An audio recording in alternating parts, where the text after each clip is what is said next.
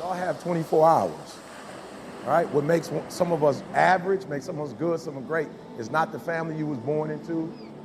Right? It has nothing to do with that. It has nothing to do with your socioeconomic status. It has everything to do with how you command your life. The average university graduate will forget 60% of what they learned within just 2 years of graduation, while 94% of business executives report that their employees are not developing the skills needed for future success. And this is largely based on the fact that most people don't keep up the learning curve even after leaving school. Every normal human being that I know wants to be the best version of themselves. Not many of them are willing to make personal development a core curriculum of their life. Yet the most successful individuals share one critical habit: they never stop learning. Top CEOs read an average of 60 books per year. That's 5 times what the average graduate reads annually.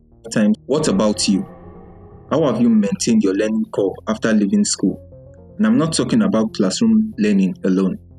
I mean staying sharp, adapting to new knowledge, and keeping up with real-world information that are needed and useful.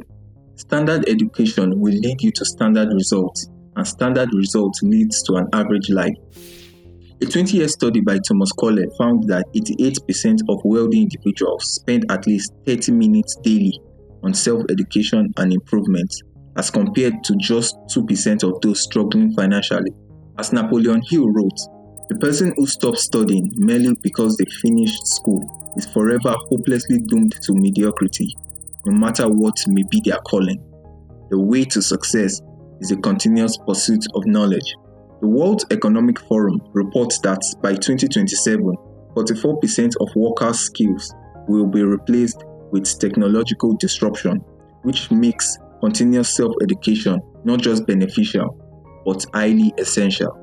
Now, unfortunately, I'm not an educational advisor, but fortunately, I don't need to be.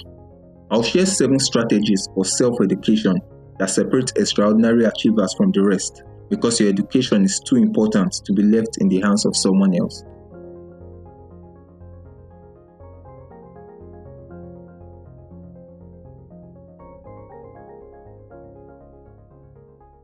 Did you know that hundreds of successful people have written their stories in books and they wrote down how they did it, and people don't read it?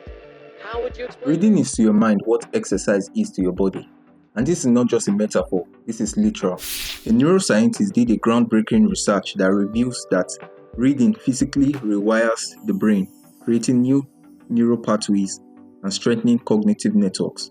The world's most successful individuals are active readers, and this data is striking. Warren Buffett famously spends 80% of his day reading, and that's roughly 500 to 600 pages daily. Bill Gates reads 50 books annually and publishes detailed reviews on his blog. People believe that they can know without reading. It's not possible. Yeah. But people don't realize that reading Yeah. is a more powerful retention tool than listening. But in our age of information overload, strategic reading is very crucial. So what should you read? First, you should focus on books that center around areas that you want to master, because specialized knowledge leads to specialized results. You should then immerse yourself into biographies and autobiographies of great achievers. Their journey becomes like a mental mentor. When you read the stories of great achievers, you are able to literally download decades of wisdom in just a few hours. Then you should seek out books that challenges your assumption and expands your Imagine you read 1 hour a day about history.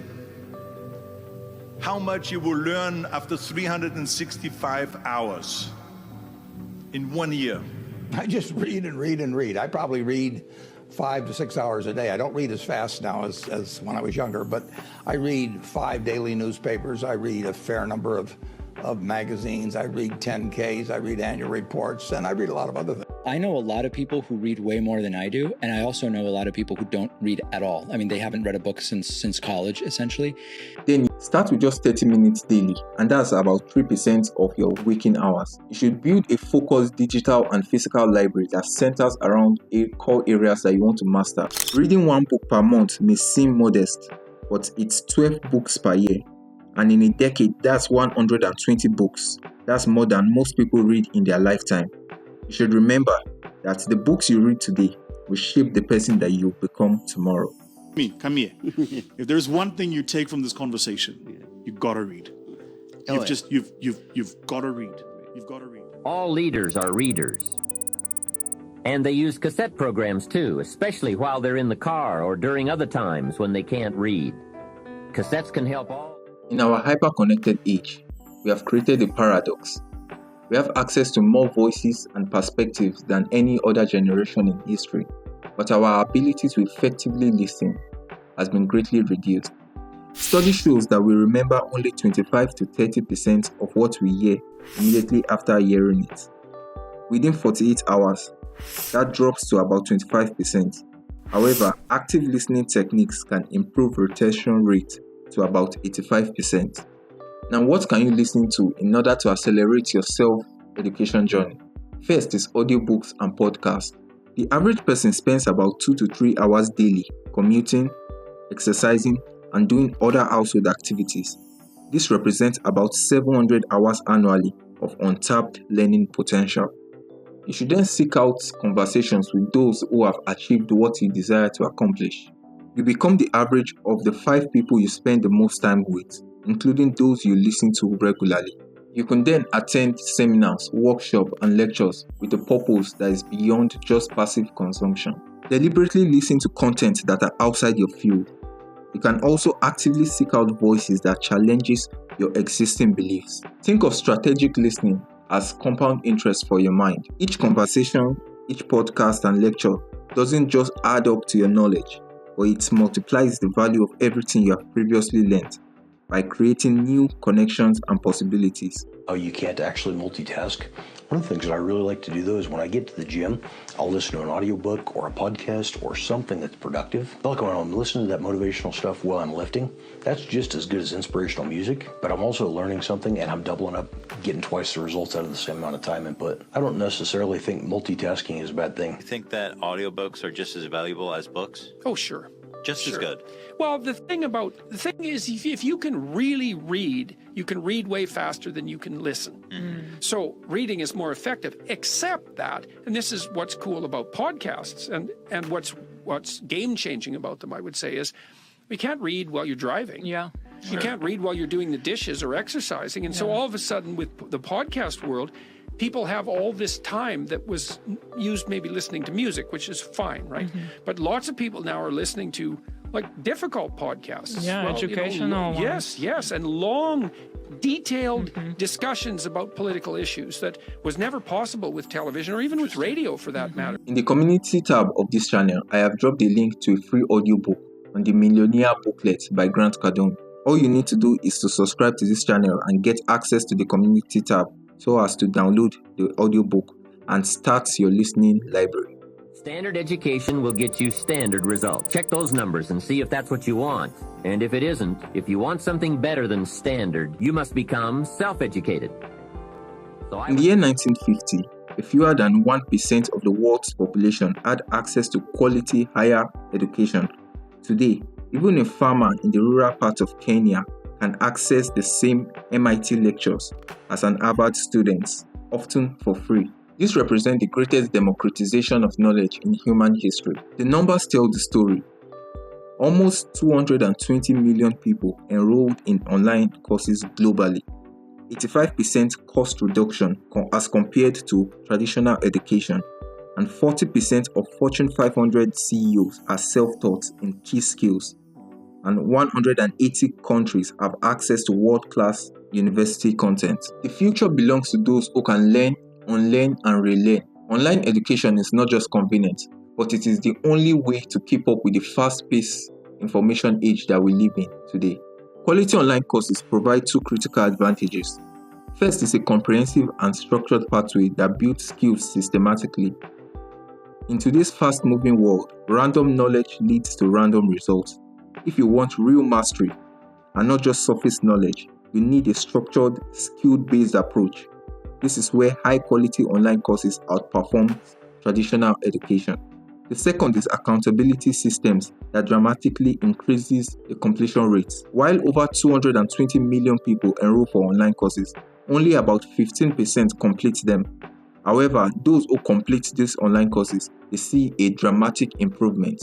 I created a video on how you can get paid online courses for free. I will link it to this video so you can check it out after this video. You just need to choose one skill that will 10x your career if mastered. Then find the highest rated course in that particular skill and set a completion date and start today. You should remember that the true value is not in the certificate that you get from these online courses, but the ability for you to apply your knowledge to solve real-world challenges. Not get things out there to change. Don't try to change the seed. Don't change the soil. Don't change the sunshine. Don't change the rain. Don't change the mix of seasons. Let the miracle. Napoleon Hill first codified it in the early 20th century after studying the world's most successful people. He defined the mastermind as the coordination of knowledge and effort in the spirit of harmony between two or more people for the attainment of a definite purpose. Throughout history, extraordinary accomplishments has emerged not just from isolated genius, but from minds coming together to work as one. The most successful people throughout history have one common trait. They surround themselves with successful and ambitious individuals. When you want to figure something out, the fact of the matter is, someone else already has. That's the mastermind effect. Intellectual curiosity is saying, how do I find somebody who's already done what I'm trying to do and learn from them? And then I could start on third base and make it my own and make it better. You're okay at sales? Find someone who's the best on the planet in sales and just model what they do and then get better. It's by yourself, and you don't have to learn from your own mistakes. You can leverage the knowledge, information, wisdom, and execution from someone else. And having a group of people really helps you remain and stay accountable for your action. Men need accountability. You're not supposed to do this alone. So you should start small. Identify 2 or 3 people whose growth mindset aligns with yours. Make sure you meet regularly with specific topics and challenges to address, and create a system of following up with commitments in between meetings. Remember, you are the average of the 5 people you spend most time with, so choose wisely who is on your boat. They looked at the most successful men and women of the world, and they found that they had like 7, 8 things in common. And one of the things they all had in common was a routine. They are the most powerful form of self-education isn't found in occasional intensive boosts, but in consistent daily practice. Single intense learning sections create only neutral activities, while consistent daily practice, it creates permanent structural changes. What separates world-class performers isn't in their innate talents, but what they do consistently on a daily basis. The practices, the study sessions, and everything that they do on a daily basis. Statistics shows that 20 minutes of daily practice is equivalent to 121 hours annually. 30 minutes daily is 182 hours annually. 45 minutes daily is 273 hours annually. Research also shows that deliberate practice makes someone to become an expert faster. You should design your life in a way that every single day you always learn something new. Every day you learn something new. Take advantage of the times that you use to travel, your commute time, to listen to audiobooks if you can't read a physical book. Or you can take advantage of the free times that you have to study and invest in yourself. Daily self-education is very crucial. Conduct a time audit of your typical week. Identify at least 13 to 15 minute windows that can be dedicated to deliberate learning. Create specific environmental triggers that initiate your learning routine automatically. Your daily learning ritual isn't just a skill development, it's compound interest for your mind, paying exponential dividends throughout your entire life. Consistency trumps intensity. What you do for 20 minutes daily will outperform what you do 6 hours once in a while. Most people don't live their dream because they give up. You see, it's not the failure that stops us, but that most stop at their first failure. Perhaps the most powerful teacher in your self-education journey is the one that most people avoid, which is failure. But what separates extraordinary achievers isn't the absence of failure, but a radical different relationship with it. The truth of the matter is, you are going to fail more times than you succeed, and that's normal. You will start that online course and you will fail to complete it at the time that you set. You will start reading that book and you will fail to complete it the time that you set, and that's normal. But what changes is your relationship with failure. How do you treat that failure? You use it as a step back, as a setback, or as a stepping stone to move to the next level. You should always learn from your failures, and you can also learn from the failures of others, which is the best. Learn from your failures, learn from the failures of others. Try and pick up cues on how you failed before and how you can make sure that you don't fail again. A lot of people are afraid of failure, and so they never try anything in life. They never attempt that project. They never write that book. They never start that podcast because they're afraid that if they do, they're going to fail.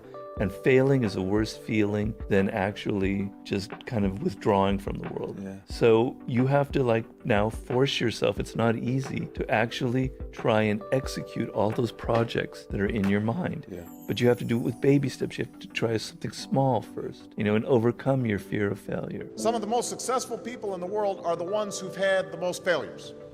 J.K. Rowling, who wrote Harry Potter. Her first Harry Potter book was rejected 12 times before it was finally published. Michael Jordan was cut from his high school basketball team. He lost hundreds of games and missed thousands of shots during his career. But he once said, "I have failed over and over and over again in my life, and that's why I succeed." These people succeeded because they understood that you can't let your failures define you. You have to let your failures teach you. A lot of people can give up. It's easy to give up. It's the easiest thing in the world to do. I'm done. I ain't going.